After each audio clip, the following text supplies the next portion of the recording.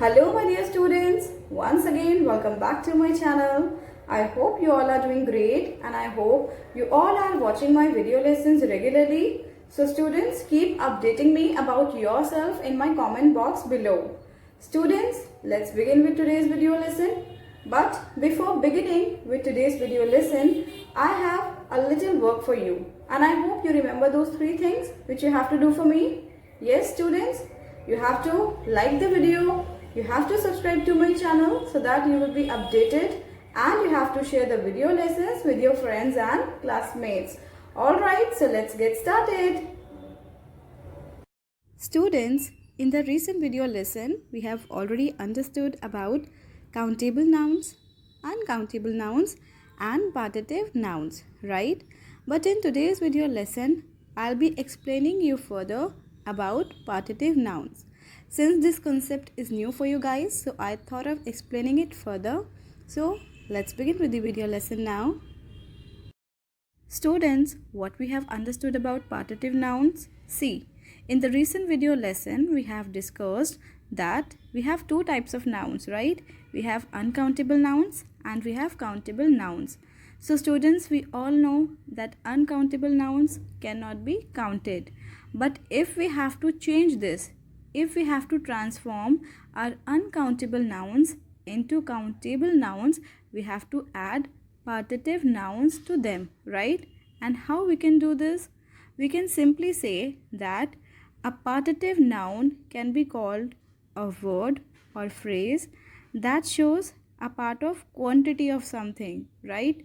Beta, for example, if we talk about sugar, you all know that we cannot count sugar, right? But if I want to talk about the quantity of sugar, I can say 1 packet of sugar, right? 1 kg of sugar.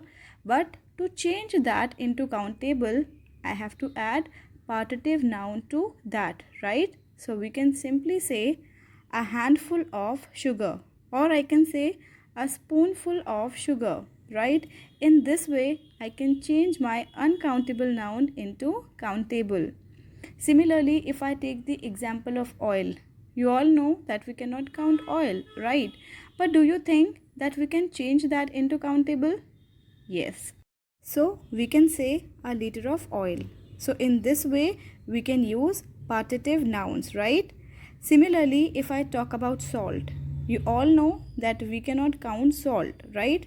But to change that into countable, I have to add partitive noun to that, right? So I can say a pinch of salt, okay? In this way, I can transform my uncountable nouns into countable nouns. Clear? So students, I hope that this concept of partitive nouns is clear to you all. So now let's move toward the rules. Now we will be noticing that how we can change the singulars into plurals, okay? So let's proceed further.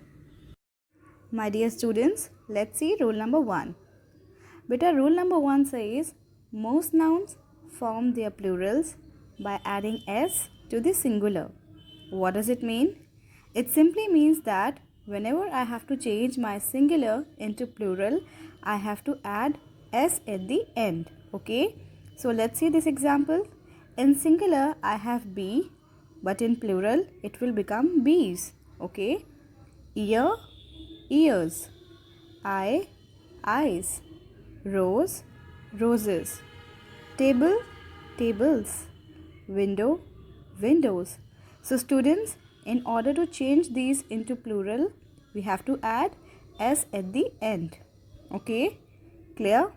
Now let's see rule number 2.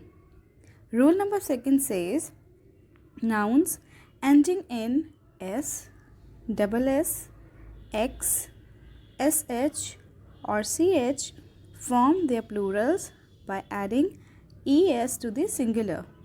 So students, whenever I'll be having s, double s, x, sh, ch at the end, I have to make sure that just to change that in plural, I have to add es at the end.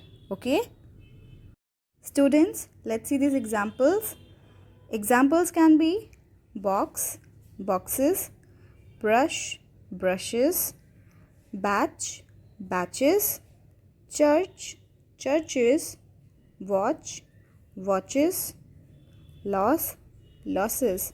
So students, can you note that whenever I have S, double S, X, SH or CH at the end, I have to use ES in order to change that into plurals, right? I hope this is clear to you all. Now let's move to the rule number 3. Okay. Now students, try to understand this rule number 3. It's very important. So rule number 3 says, if the noun ends in Y and Y has a consonant before it, its plural is formed by changing Y into IES. So what does it mean? Students, if you will note here that I have singular, the word is army. Okay. So if you will note that the word ends with Y, right? And before Y, I have a consonant. Can you see? I have M, army. So it ends with Y, and before Y, I have consonant M. So in this case, how I can form my plural? Beta, in this case, I can form my plural by adding IES at the end. Okay. So it will become like this. In singular, I have army, and in plural it will become armies. Baby, babies. City, cities. Country, countries. So students, this is how we have to change this by using this rule. Okay, we need to understand the difference between consonant and vowels. Okay, so apart from A, E, I, O, U, whatever alphabets are remaining, those are my consonants. Okay, so this rule is applied to the consonant. Okay, so students, related to this, we have learned 3 rules today, and you have to try to understand these rules, and you have to practice some grammar exercises based on these rules. Okay, so students, I hope that these rules are clear to you all.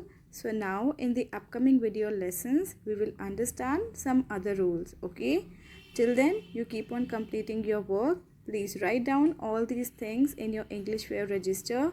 And yes students, whatever we have covered, you have to practice those exercises in your grammar book. And yes, for further queries, what you have to do, you have to leave your queries along with your name, class and section in my comment box below. Okay students? So students, that's it for today's class. I hope you have understood the content well. So now I'll meet you all in the next video lesson. Till then, you have to keep on learning and you have to keep on completing your assignments. So now I'll meet you all in the next video lesson. Till then, you stay tuned to my channel. And yes students, before going, don't forget to hit the like button, subscribe to my channel and share the video lessons with your friends and classmates. Goodbye. Take care.